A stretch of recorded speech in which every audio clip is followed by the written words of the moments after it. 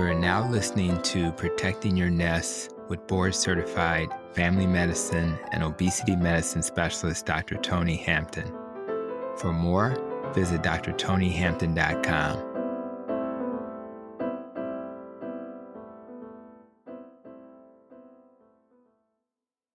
Welcome to the Protecting Your Nest podcast. You know, many people who enjoy this podcast know that I am a fan of reducing carbohydrates to help you achieve metabolic health. So when a topic of nutrition is the focus, I tend to have guests who lean towards low carb, keto, ketovore, or carnivore.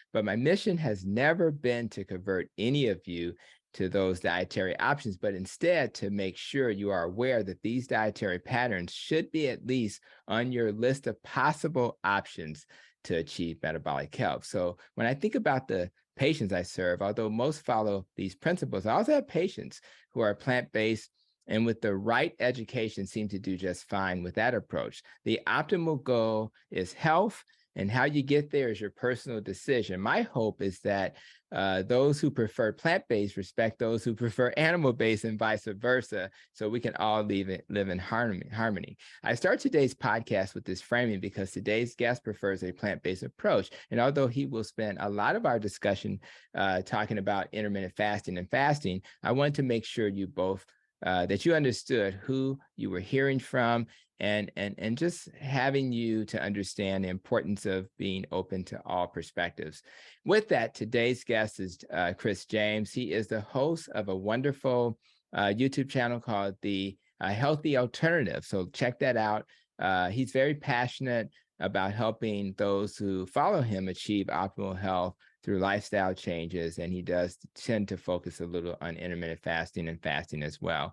So as you begin your new year, it's important that you learn about fasting because it is one of the best ways to heal, and I hope Chris's insights will add value to your life. So with that, Chris, I appreciate you, and I welcome you to the Protecting Your Nest podcast. Thank you. I'm excited to be here and, maybe impart some of my experience with your audience and listeners. Absolutely. And that's why I need to have that experience on my show. And although I'm a faster myself, you're kind of a Jason Fong in a way, because you're kind of really spending a lot of time talking to people, supporting people, and helping people with fasting. So I just want to make sure, with so many people inspired to make lifestyle changes in the new year, they have to know about fasting because it's one of the easiest ways. And I kind of joke when I was on your channel, it's cheap, it's easy to do, it's cheap. So we can't ignore the benefits. So let's start our conversation talking a little bit about you, who you are, and what led you to educating the masses about wellness. Right. So first, I like to tell people that I have no formal education in the medical field. I'm literally just an average guy who, watched my uncle die of cancer at 50 years old, watched my grandfather get diabetes and have his leg amputated, watched my other grandfather, get lung cancer and die. And there was a fear that I had that no matter what I did, I would die from some disease. That's what I saw that my elders were experiencing. And so at the age of about 28 or so, I was working as an electrician, and I was working around guys that were probably, I would say anywhere from 5 to 20 years older than me, maybe 25 years older than me, and had been in the trade, decades longer than me. And I just noticed a trend that they were all really broken down. They all had health concerns that they were living with. And they were operating as it's business as usual. There was one guy in particular who had a issue with his pancreas. I guess it was enlarged and it was putting pressure on his bladder, so he had to pee all the time. And that was just normal for him. And I was just like, I don't want these outcomes. So I started looking at myself at 28 years old. I mean, this is still a young man, 28 years old. My hair is thinning. I remember, at lunchtime, I would eat and I would be just exhausted after eating. I would forget where I put my keys when I came home. You know what I'm saying? So brain fog was off the charts, and many other issues. I was slowly gaining weight. And you come to find out, I had issues with sexual performance that I wasn't even aware of. I didn't Mm, know until I improved it that I wasn't optimal. Um, so it really started with me understanding that like I was starting to break down at a very early age, and I wanted to figure out how I could stop this from happening. And I thought, okay, I got to take it into my own hands. So one of the biggest issues I had was an infection that I had been dealing with at that time for about a decade. And till this very day, I can never tell you what type of infection it was because the doctors didn't know. mm, I got tested. I went to specialists. Nobody was ever able to tell me what was wrong. Some doctors even said, "Oh, it's in your head," you mm. know. So once I had fully exhausted all of my options for trying to treat this through, traditional methods, I said, okay, I got to figure this out. I started researching and found Dr. Sebi, who, is he's just one of those pivotal figures in this entire movement of health and wellness and learning about herbs and just different alternatives for being able to, heal yourself. And I started to think, okay, maybe my issue was dietary. And so I and then also in that research, he would talk a little about fasting, but also, YouTube algorithms started pushing people on me. And I found people that were talking about fasting, even though it was not popular at that time. I was finding this and I'm like, I really don't have anything to lose. I might as well try this. So I did it. I started fasting. I changed my diet, and eventually the irritation that I was getting from that infection went away, and I knew I had stumbled onto something that had to be shared. That's awesome, man. Life is kind of random at times, but when we struggle, that's when great things happen. It forces us to Mm, think outside the box, or let's just say it forces us to at least accept things. We just got to get a solution. And there are many times when a clinician will say, "I'm not, I don't. It's in your head. We can't find nothing." And it because you can't find something, that doesn't mean something's not wrong. That's why it's good to know there are functional medicine doctors who may think differently. There are integrative doctors. There are holistic doctors of all sorts who you may want to engage. Don't just stick with conventional doctors, although we respect them as well. When you're not finding answers, let's go a little further. Sometimes that's your own research, and mhm. sometimes it's just finding a different clinician. So one more thing before we kind of start diving into intermittent fasting a little bit. I wanted to reflect on a recent video. As you know, when you're on somebody's channel or they're on yours, you got to get to know them a little bit. And I saw a video that someone who was viewing that video commented on. And, he basically was focused on the dietary pattern that you have, which tends to be plant-based. And and in that comment, he basically suggested that that type of approach was a problem. And you kind of created the video to reflect that. So I'll make sure to share the video so people can get the context. But the reason why I want you to comment on it is because I found your how you referred to the ideal of the dietary pattern that you prefer versus others was very insightful. So I want you to comment on that. Why you prefer plant over meat, maybe why you don't demonize people who follow other dietary patterns, just to provide an idea of how you view these ideas. Hmm. Yeah. So the my dietary strategy is based off of my own experimentation, and I think that it's important, like when we're pursuing health and wellness, especially, your personal experience has to reign supreme, because people are and will tell you anything. It's always important to understand how you are interacting with this information or with whatever it is that you're implementing. And so I understand that this is a very personal experience. Now, my personal experience may also help other people.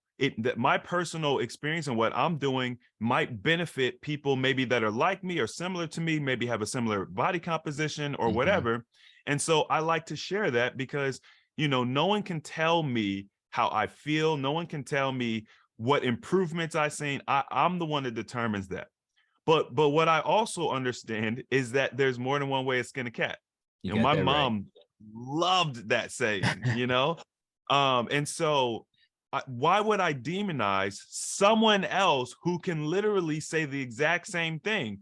Oh, when I switched to carnivore diet or keto, I saw XYZ. Right. And so when it comes to like how I like to research, even when I built my brand, the goal is to bring information from multiple sources. Let's sift through the information. Let's take the meat, throw out the bone, and really let's get to what is actually helping people, things that are duplicatable. And so I think a lot of people they turn everything into a religion. You know what I mean? Yeah. Veganism is like a religion for It people. is. And it's one of the reasons why I don't like being associated. Well, first of all, I'm not a vegan. But second of all, there's a negative connotation sometimes associated with being vegan or even being carnivore. That's right. That's right. Because of how the extreme people are so extreme with it. I think that if carnivore works for you, beautiful. There's things that I can learn from you. There's things that you can learn from me. And then because of where I am in the space, I'm helping a multitude of people. So your interaction with eating, a carnivore diet may help me to aid someone else later. So I have to be open to, all different perspectives. And the goal was really just to convey that message, because a lot of people who listen to my content think, oh, like you have to eat a whole food plant-based diet. That's right. But the reality is I more or less push whole food. It's really about eating whole food, whether it's plant-based or meat or whatever. The processed foods, the refined sugars, these are our enemies. So if we can get away from all the chemical food and get back into the organic food, then you're going to see benefit because you're getting off the SAD diet. Yeah, the SAD diet, the standard American diet, is causing a lot of harm. And again, I really appreciate you for framing your response the way you did.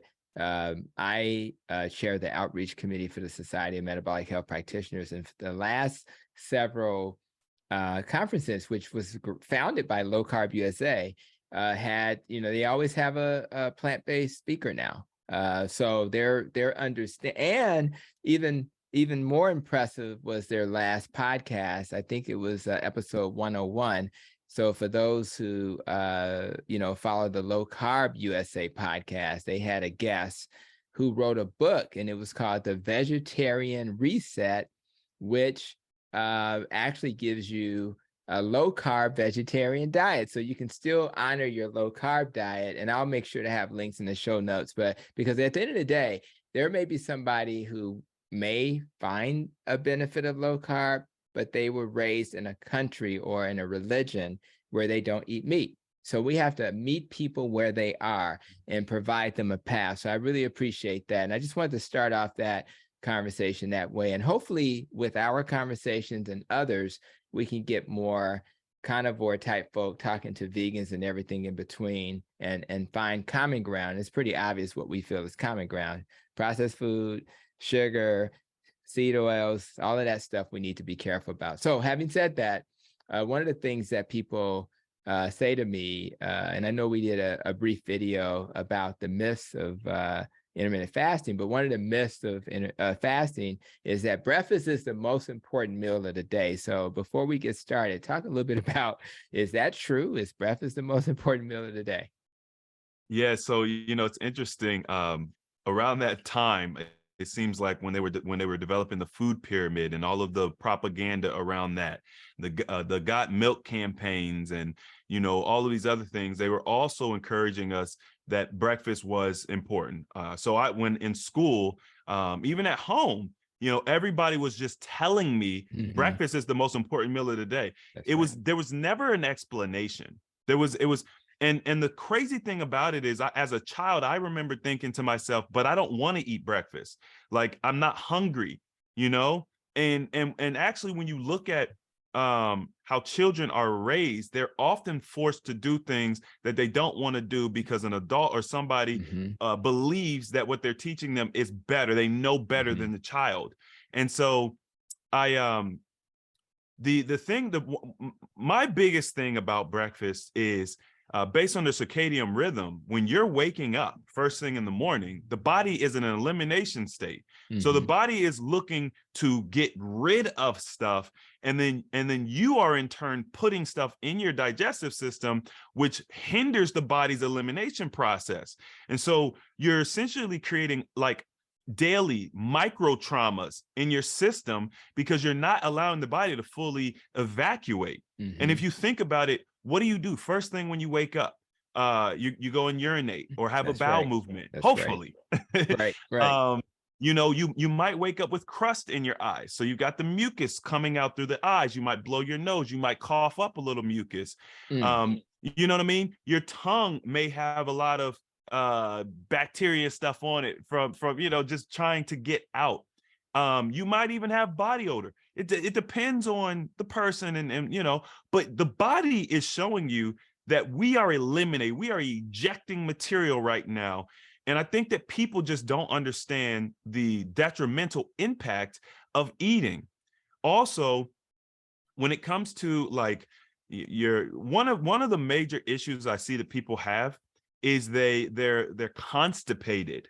You know, there's a statistic that says that anywhere people have anywhere from 10 to 20 pounds of excess fecal matter in their, you know, intestines at any time. These are Americans. And I think part of that is because the first thing we do when we wake up is we have some waffles or, you know, some biscuits and some meat, some type of meat. When the interesting thing about it is, how do you make paste? You know, like when I was in preschool and kindergarten, we would do this stuff. We would make paste.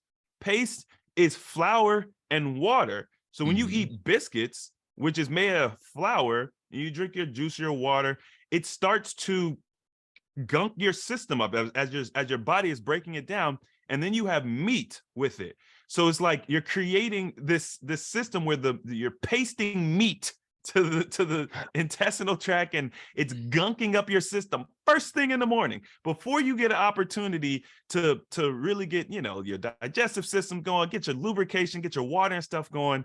You're gunking your system up. And so over time, it becomes a problem. And then also the other big thing, and I had mentioned this in my story, when you eat, it takes a tremendous amount of energy to digest that food. You know what I mean? Especially it's when you're eating things that aren't when you're eating processed foods, you're eating, you know, GMO foods, they're very hard for the body to digest. So you're starting your day off with low energy, which then causes you to want to use coffee and energy shots and things that are going to further be a detriment to your concentration and your energy ultimately. And so it's a negative perpetuation. It's the cycle that we do every day, and we don't know it because when we were 5 or 6, it was drilled in our head. Breakfast, the most important meal of the day. So yeah, it's bad, man. Yeah, it's bad. And I'll be honest, one of the things that happened when I started to skip breakfast is once my body adapted to it, I felt more energy. And at first it did make sense. You know, and it's complicated. It may be that your fat fuel that you're using is more efficient and cleaner. And certainly fat, when you go through what they call oxidative phosphorylation and you turn that into energy, that process is going to generate more energy. So I then may be using glucose. But beyond that, it's interesting because one thing I learned in my functional medicine training was that 60%. So if you're eating, you know, 3 meals a day, snacking, you could be expending as much as 60% of your energy expenditure on digestion. Now, I don't know what else you got to do for the day, but if you only got 40% left to do all these other things, you're going to probably not be an efficient machine. So recognizing that you can cut that down by skipping a meal makes a ton of sense. And that's why, for me, fasting has been a game changer. And again, that's why I want to have this conversation so people can maybe think about incorporating it. Now, there are people I want to reach who've never done fasting. So I want to start off by just sharing your thoughts on, what exactly is intermittent fasting and who should even be considering it. Yeah. So intermittent fasting is a predetermined window of time where you're going to refrain from eating.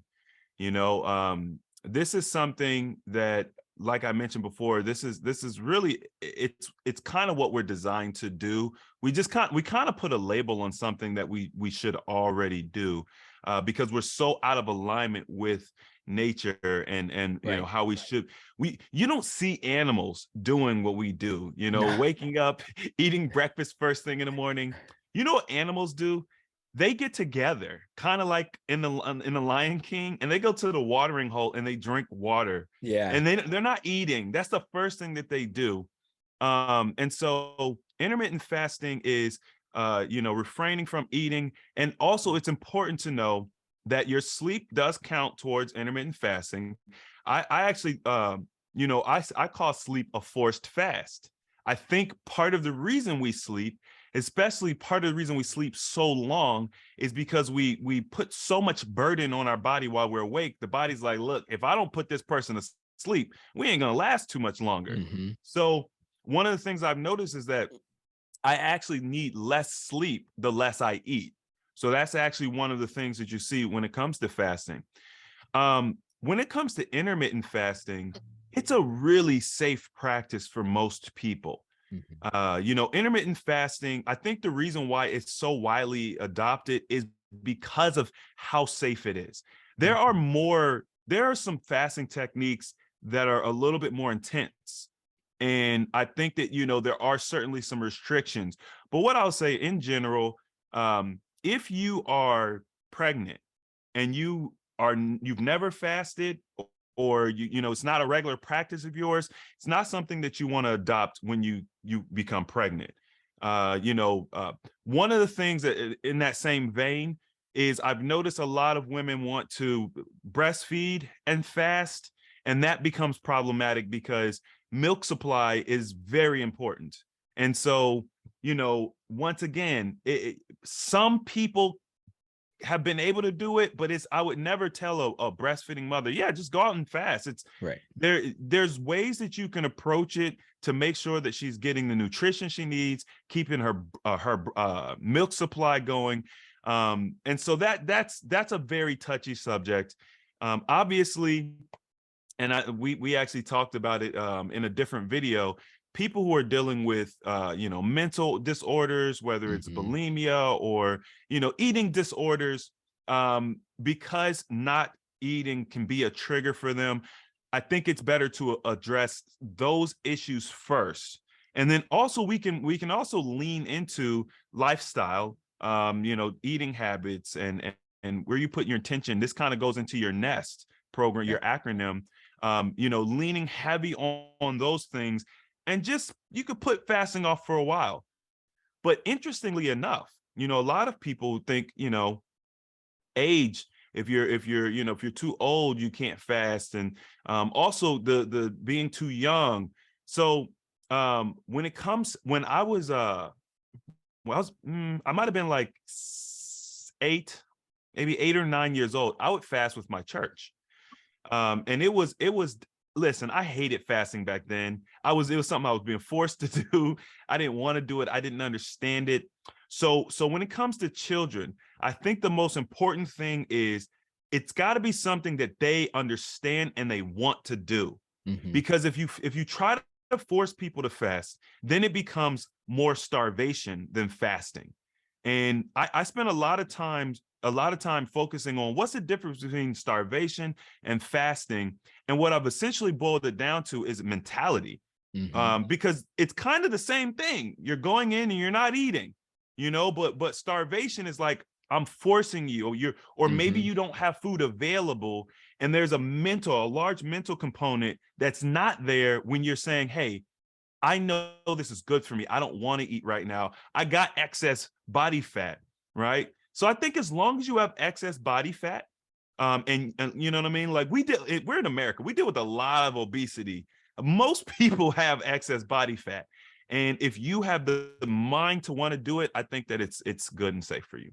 Yeah, I like your response because typically I always tell people use caution with kids because they're growing fast. But the reality is we have an obesity epidemic in our kids and they have plenty of energy on their body. So if you have a kid that gets it and they're being supervised in a way, obviously it's not starvation, it's voluntary. I think those are principles that people need to here. I think that's absolutely important. It's all about individualizing.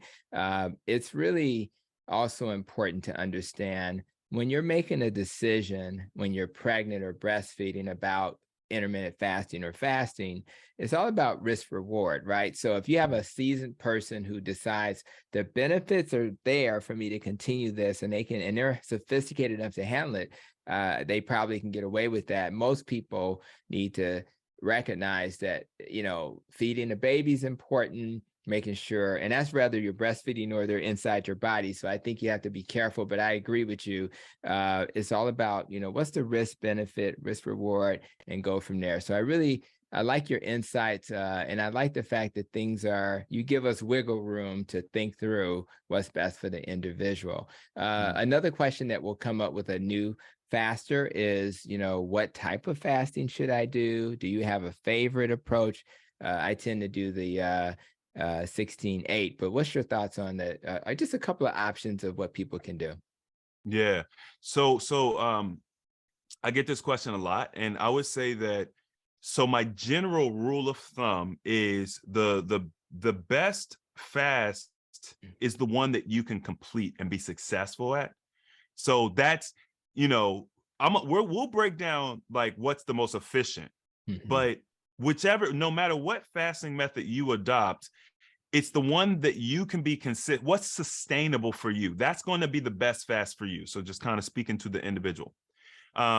When it comes to a efficiency standpoint, and I don't know how familiar you are with this, but like ancient fasting was actually no food, no water. So we call it dry fasting. Yeah. It's still a practice that's, widely used now. People don't as readily do long-term dry fasting because it is a very potent therapy. But I would say that in the grand scheme of things, that's probably the most efficient type of fasting that you could do. However, there's caveats. And I didn't teach dry fasting for a very long time because if you don't do it correctly, you can hurt yourself. And I didn't want to be responsible for that. So, if you're gonna get into that, you need to research. Hydration has to be a part of your foundation, so the body has the proper resources. Because what happens is sometimes the body will start eliminating toxicity at a rate that it's not really prepared to do it because you haven't opened up your elimination pathways. A lot of us, our systems are clogged. I mean, we talked about it earlier with the whole breakfast. When the body's looking to eliminate, you're clogging it up. It's like stuffing tissue and air and oil in your pipe. So it's important to understand that process. And then it also, as another general rule of thumb, when it comes to any fasting method, I always teach preparation, whatever the fasting method that you want to do, and the refeed. These are all the fast. It's not, you can't pull out one part and say, oh, like I'm gonna do this. You need to do some form of preparation, even if it's an intermittent fast. There's mental exercises you could do, and it'll help you be more successful. So it's really going to be beneficial. Now, some other really popular techniques, water fasting, right? That's where you drink water only. Juice fasting is really, really popular. And then, of course, you have these rolling cycles where you could say, okay, just similar with intermittent fasting, you choose a window of time that you're going to eat or that you're going to fast. With rolling cycles, you choose a block of days where you're going to eat, or I'm sorry, a block of days where you're going to fast, and then a period of time where you're going to eat. And it's basically a cycle. So you might fast for 48 hours, eat for a day, and then fast for 48 hours. And right now we actually have a program that we're doing, a group coaching session called the R72, where we're teaching 3 days of fasting, 1 day of eating. And then with that day of eating, it's important to focus heavily on, nutriently dense foods, because the goal of all of this is to make it as sustainable as possible. We want to make sure you're getting the maximum benefit with the least amount of effort. I know, like, one of the things that I was taught as a child is work really hard, 0 to 100, work, grind. And that's how you're successful. But when I look at the most successful people in the world, and this is me putting on my finance brain, and, when I was studying millionaires, there's always that period where they grind, but at the top, they do less work. And they're much smarter in their approach. I heard somebody refer to it as lazy thinking, where it's like, I don't want to do this. I need somebody else to do this. And so I was like, can we apply that to fasting? Because I think that would appeal to people more. And so the goal here is make this thing as easy as possible, but also give them the maximum reward, because then that helps to encourage them to want to fast and want to keep doing it. And so those are some of the techniques that I talk about. There's many more, and you could do. There's so many different ways that you could do this. And so if something doesn't resonate with you, there's doing one-on-one consultations is good. You can always find something that's specific to your lifestyle that makes sense. I love just touching at a high level. This episode of the podcast will not be able to provide the details that a new faster may need to have. And the reason why that's important is because you may not know what's the best fit. You suggested there are different ways to do it. There are different fits, and you don't really know if you haven't tried but one way. So I really encourage people to utilize you as at least one of their sources of information. So the Healthy Alternative YouTube channel and your other resources, we'll make sure to share them. But I tell you, that's going to be so important, because I think being successful is not just information, but sometimes you need that coaching. And that's why when you get with people and like-minded individuals, similar goals, you inspire each other, you learn together, you nudge each other when you need that nudge. So I think all of that's important. So since you're the fasting expert in terms of what you've experienced in your life, I'm curious what's the longest fast you've done, and how the heck did you survive it? So earlier I mentioned my story, and I mentioned that towards the end of my story, I started fasting, and it my irritation went away, and the symptoms went away. Well, like at that time, I was desperate, because if you've ever had an itch you can't scratch, and it's slowly becoming more and more intense, that's essentially what this infection felt like for me. And I was at the end of my rope. I'm like, I don't know how I'm going to live with this for the next 50 years or whatever the case may be. So I had a very crazy goal of doing 40 days of fasting. And that was me from, looking at the Bible and looking at Jesus and other religious texts. I was brand new. I didn't know what I was doing. So that was my goal. I'm like, I'm going to do 40 days. I actually ended up doing 12 days. I think it was 12 days. And that was a water only fast. However, I after that, I did a 30-day fast. So it might have been like, 2 years later, I did a 30-day fast, and that I used a technique that we call hybrid fasting. And essentially what it is where you combine, multiple fasting techniques over a duration of time. And it when you understand the pros and cons of the different techniques, you can pretty much stitch them together to be able to do longer fasts. So on that one, I did water, dry, and juice. And I was able to do that for 30 days. And that was really incredible. But the way that you survive it is, there's a level of determination that you need to have. I don't think, there's some people that just want to challenge themselves and just see, what can I do? And I don't know how successful that is. But when you have a deep understanding of your reason why. You know, you develop a reason why you want to fast, why you want to lose weight, why you want to get off the medication, or why you want to reverse disease, or whatever the case is. When you have that core understanding of why you're doing it, it is a energy resource that you could pull on when things are getting difficult. A lot of fasting is it's a mental game, Mm-hmm. because as we're exploring this more and more, the research you do, the recent Jason Fung does, the research I do, and many other people, you have the energy to do it. You know, we are dealing with an obesity crisis. You got the energy to do it, so it becomes more mental. And then of course there's the addiction, the food addiction as well. Right. But if you have the right motivation, which I did, I didn't know how I was going to live with this thing. So for me, after, I think it was after, it might have been 2 days. Mm-hmm. After 2 days of fasting, the irritation from my infection went away. Mm. So that was all the motivation I needed. And I just kept pushing. You want to stay very, very hydrated, which is why, you know, I'm leery about teaching dry fasting, because you're not drinking water. And I know people, you give a mouse a cookie and then he's going to want milk. And then he's, you know, you give people an inch, they're going to want a mile. Mm-hmm. So I do my best to keep people in a place where I know that they'll be safe. But you want to make sure you hydrate really well, which I did. I did do that.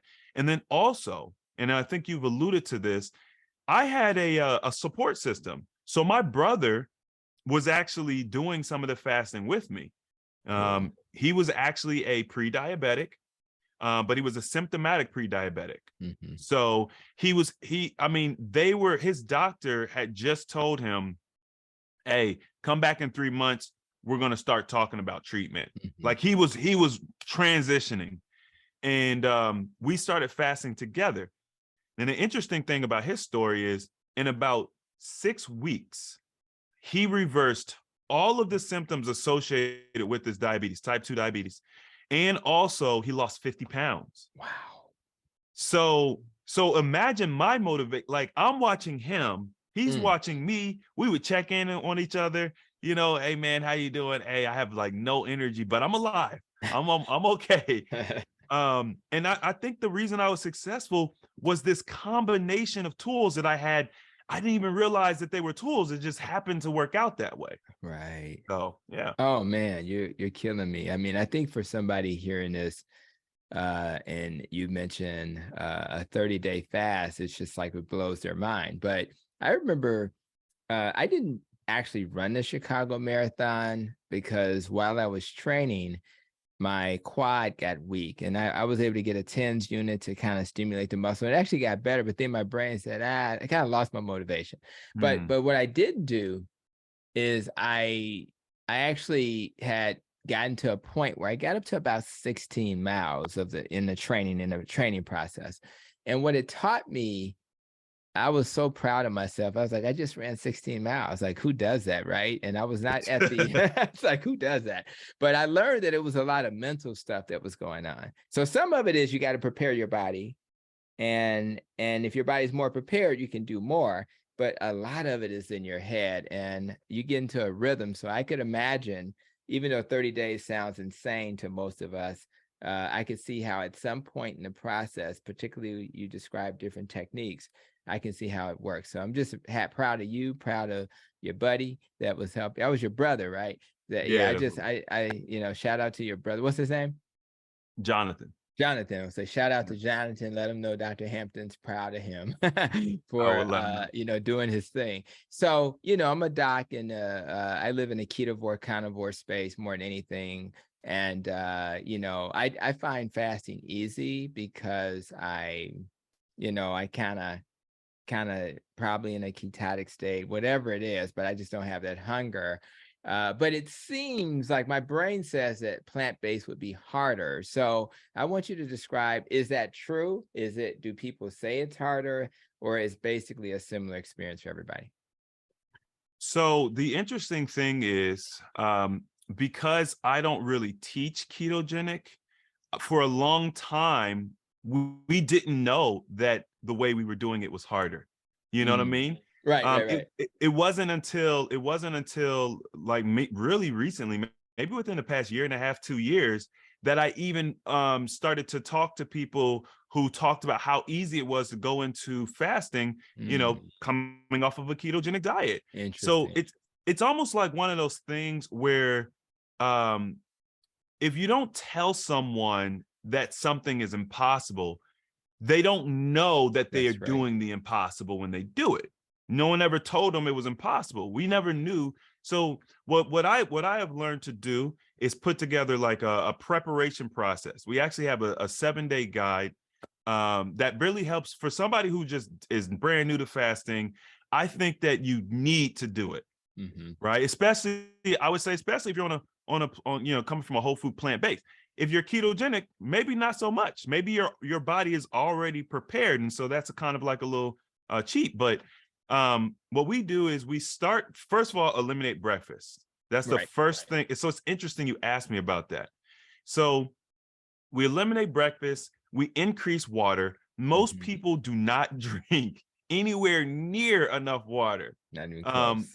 The issue, one of the biggest issues with water is we don't understand most water we drink is bulk water. So the body does not assimilate it very well to begin with. So you're giving your body a resource that is kind of muddied, and the body has to use energy to convert it to something that's going to be more hydrating and beneficial for the cells. And then on top of that, we don't drink a lot of it. And then on top of that, we also consume things that are dehydrating. Right. We drink diuretics. That's right. Coffee and coffee, even some teas. So even lemon. I heard that if you put lemon in your water, it dehydrates you. Who knew? I love the way lemon tastes in my water. So yeah, because it alkalizes it. Right. You know what I mean? So understand it. You got to understand the balance. We eliminate breakfast, we increase water, and then we begin the process of changing the frequency of how you consume food. Because, and I think this is something that you actually are aware of. We eat pretty much 6 times a day. I mean, when you look at snacking, it's like people are eating so frequently. So you're getting these grilling spikes all the time, which when you then start fasting, that becomes one of the most detrimental things. As I talk to people, these hunger pangs it makes people want to quit. So we begin to bring that time frame. We start with intermittent fasting. I don't frame it that way because people get scared. Right. You know what I mean? When you start talking about fasting, but the first thing we do is we cut out breakfast. I say, hey, push it out 5 hours. Well, you've just basically created an intermittent fasting schedule. And then over the period of these 7 days, we change the types of foods we're eating and the quantities. So I shift them away from the processed foods and refined sugars as much as I can. And I'm like, well, if you're still hungry, go get you some fruits and vegetables. And then if you're going to eat meat and dairy, because I don't tell people, hey, you can't have it. I just say, if you're going to eat it, just get source high quality stuff. It's important. Right. And then what we do is we transition into juice. Okay, so the goal is to get you off of solid food so that your body is used to subsisting off of liquid. And I think this helps with the mental aspect of things. And also the juice, if you're doing acidic or subacidic juice, it's going to help to start breaking down that plaque lining and that fecal matter we talked about earlier that may be sitting in your system that's stagnant. And if you can get that moving prior to you fasting, once again, this is going to mitigate the detox symptoms, and it's going to create a gradient for you going into fasting. One of the most, I guess, important keys of my prep, though, and this may be the difference maker, we get off of sugar completely before we start doing the fast. So we start to kind of get people into that ketogenic range as we transition into water fasting. And, I have people do green juice on their last day of prep in order to give the body an opportunity to drop that sugar And I guess day one for people that have done no prep, or once again, they're in ketosis or anything of that nature, that's usually one of the hardest days. So if we can begin that process, that detoxification process, and all the things the body does before you even technically start doing your fast, it helps with the mental aspect of things. So Yeah. that's how we do it. Yeah. Love the details. I know. Let me ask you this: getting your guide, because I have patients who will hear what you said and they'll run with it. Then I have patients, I need to see it written down. So how do people get access to your guide? Do they need to be part of a challenge, or is that just something they can get from your YouTube channel? Where should they go? Yeah, I do my best to make information as available as possible. You just go to ahealthyalternative.org, and there's going to be a little pop-up that says, sign up for our email list, get the 7-day guide. It's that Gotcha. simple. That's Yep. easy. So I'm gonna put that on my website one day. So I like that. Pops up. Okay. Yeah, So let's talk about, so when I talk about the benefits of fasting, I always talk about energy. I talk about mental clarity. So what are the things that you're seeing your followers on YouTube talk about the most as, man, this is what intermittent fasting did for me? What types of things come up? Well, the elephant in the room is weight loss. That is the absolute biggest outcome that people see. I wouldn't say that it's the most significant, but it's the biggest. So if you want to lose weight, and we actually, I think we talked about this on the other show, obesity is tied to a lot of different diseases. It's like a platform for disease. And so if you want to lose weight and begin that process of holistic wellness, weight loss, fasting is a great tool, and it works very quickly. It's like a cheat code. And the thing is, we didn't start off 200 pounds overweight, right? We came out the womb. I mean, some people do come out a little bit overweight, depending on, I guess, circumstances. But for the most part, we come out, okay, we're a normal weight. And then our eating habits, as we develop and grow, and over time, years, decades, we get to this place where we're now 200 pounds overweight. So you can't expect that to reverse overnight. However, fasting is a cheat, because even though it might have took you 10 years to get to this place, depending on your situation and everything, we can get you to a normal range fairly quickly. So weight loss is huge.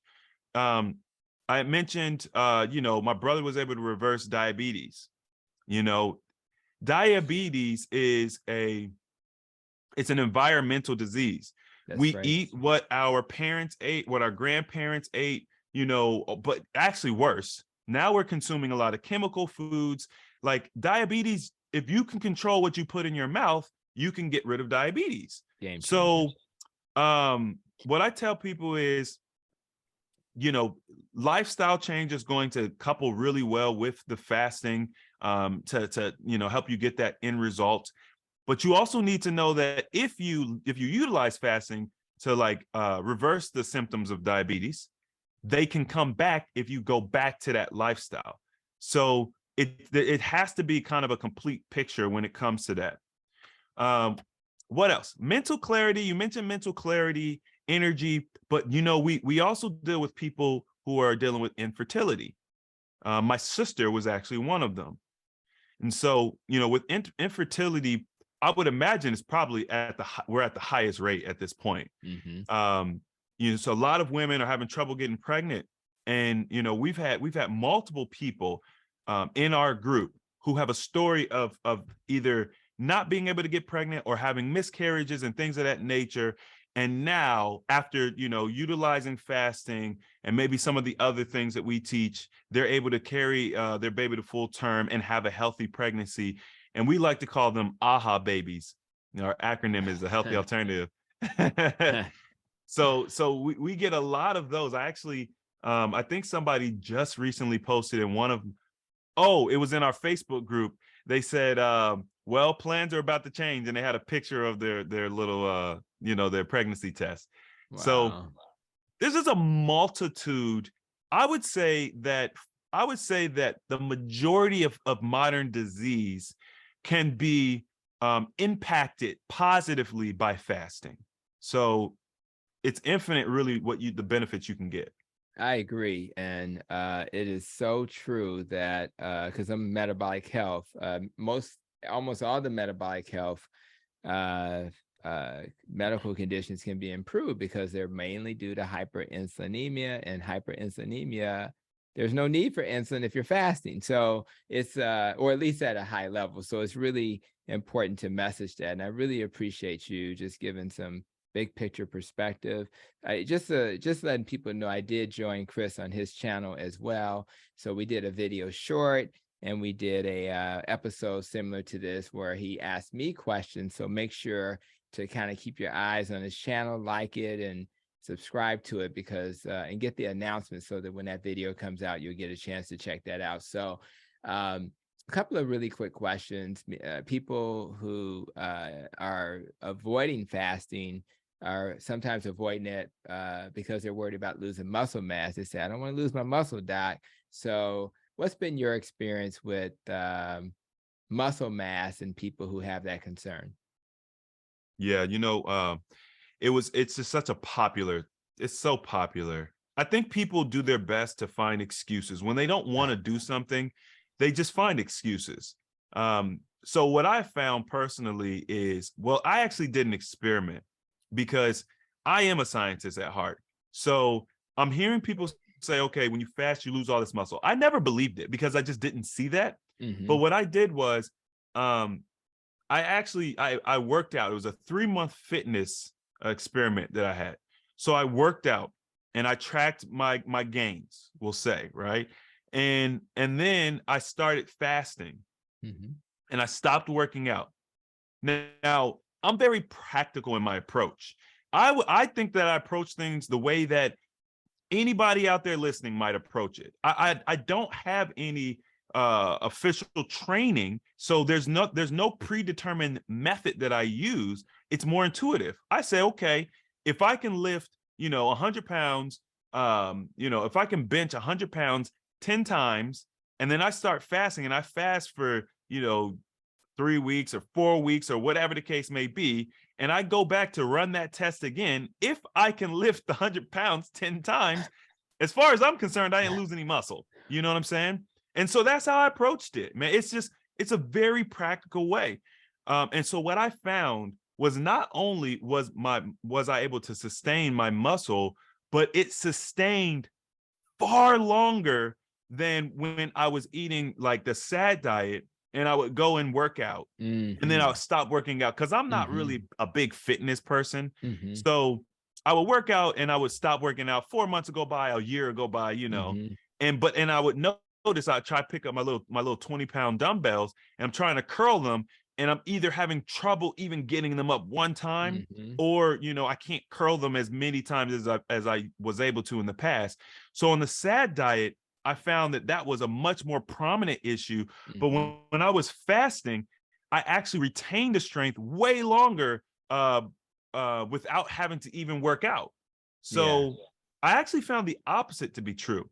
Now, to further elaborate, my brother John, who I mentioned earlier, he is a fitness guy.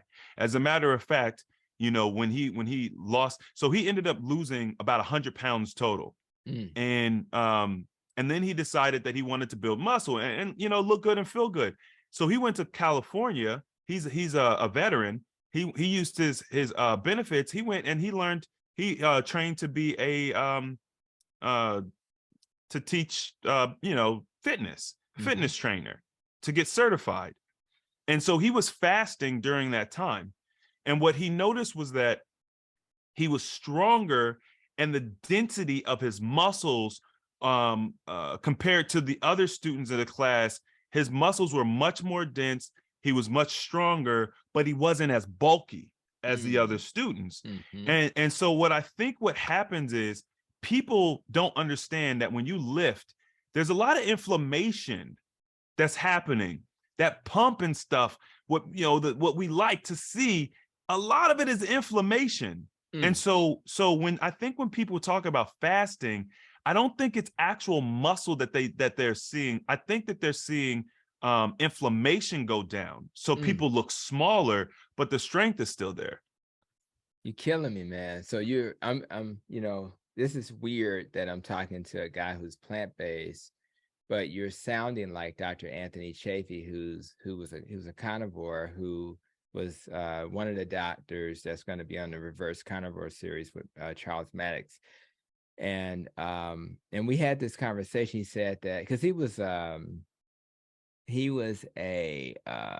athlete. I can't think exactly what sport it was, but he's in Australia.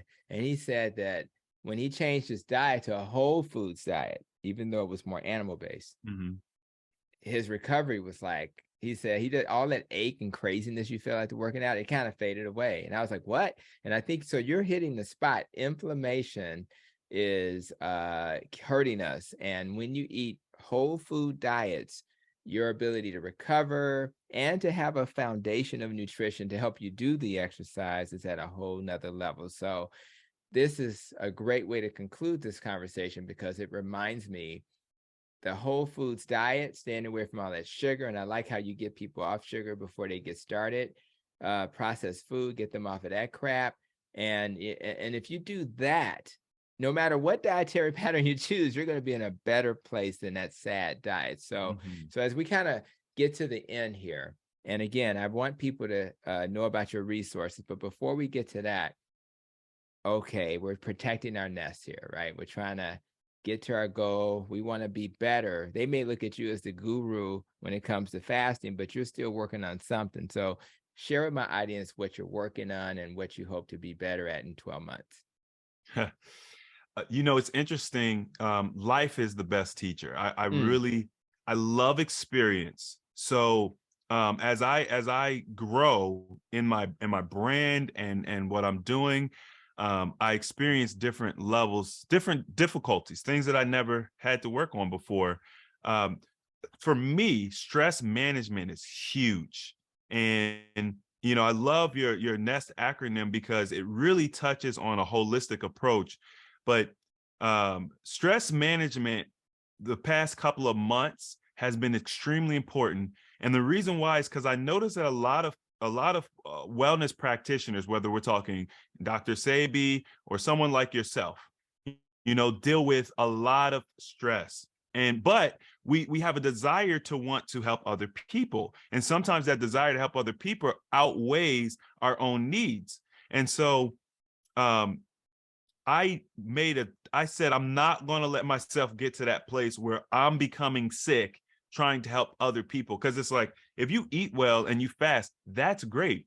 But if you're not chemically balanced, if you're dealing with too much stress, or if you're not mentally balanced, if you're not getting enough sleep, we talk about exercising, people who really understand exercising know that the rest is virtually almost more important than the exercising itself. And there's no different. Like, I have to rest. We all have to rest. So focusing more on rest and stress management are definitely areas that I need to hone in on. And then also, I have to increase my physical activity, because my business is really like home based, and it has been since 2018. I stopped doing electrical work in 2018, and because I'm home more now with the growth of my business, I'm at my computer more than ever. I have to be more intentional about exercising.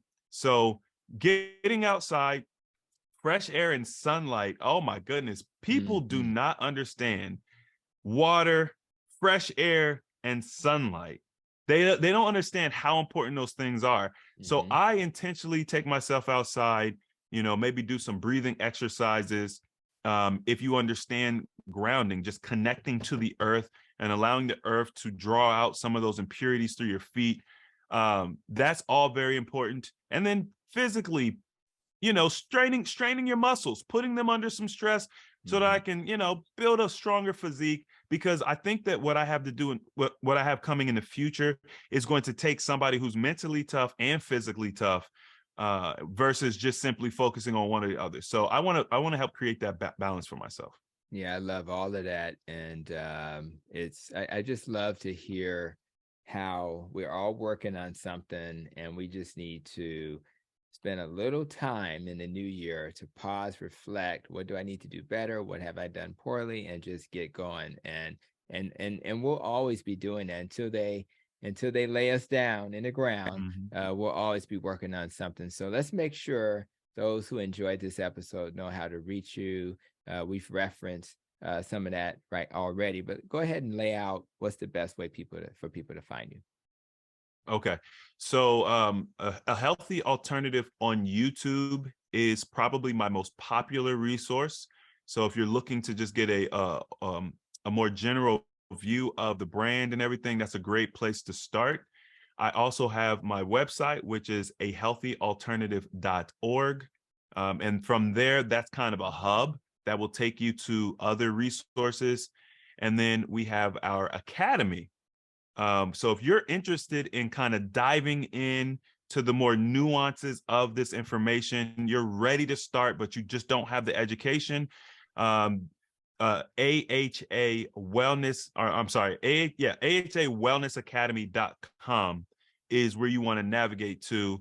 And we've got several courses and programs on there to really help you kind of get started today, if that's what you're interested in doing. Yeah, you kind of threw me off because my organization is aah.org. So I was like, wait a minute now.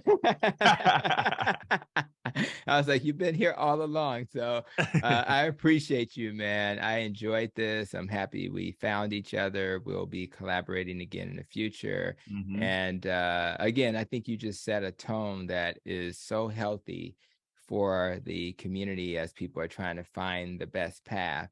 And it's going to take some experiments. So I'm just happy. So thank you again for Absolutely. joining me on the Protecting Your Nest podcast, my friend. And It's my pleasure. Thank you for having me. it's been a blessing. So for those who checked out this episode on the podcast app on YouTube, I want to thank you again. I enjoyed our conversation. Chris and I have a lot in common. We're trying to figure out, well, what's the best approach to help others heal? And if I could duplicate him, I would. He's just what the world needs. My hope is for today's episode is that, some of the knowledge gaps around intermittent fasting were filled. I really wanted to introduce you to Chris, his YouTube channel, his Facebook page, and his website. And I just want us to all continue to work, towards a goal of removing some of the noise. There's a lot of noise on the vegan side and the carnivore side that's trying to separate us. And we need to pause and listen to each other, find some common ground. And it's okay to agree to disagree on certain things. And if we do those things and respect each other, the world will be a little closer to the world we all hope to live in. A world where achieving metabolic health is the real goal, a world where how we get there is not determined by the so-called experts, or even those scientific studies that we are going to be looking at. It's really about, as Chris has suggested, doing your own individual experiment on yourself and making decisions grounded in the experts in science that you decide is best for you. So I hope that message resonates with you. If it does, maybe share in the comments. Help me and Chris to better figure out how to keep these different perspectives joining together, plant-based, animal-based, so we can continue to have conversations like this. So if you have any thoughts, share your thoughts on how we can do that. And I just hope that Protecting Your Nest podcast is adding value to your life.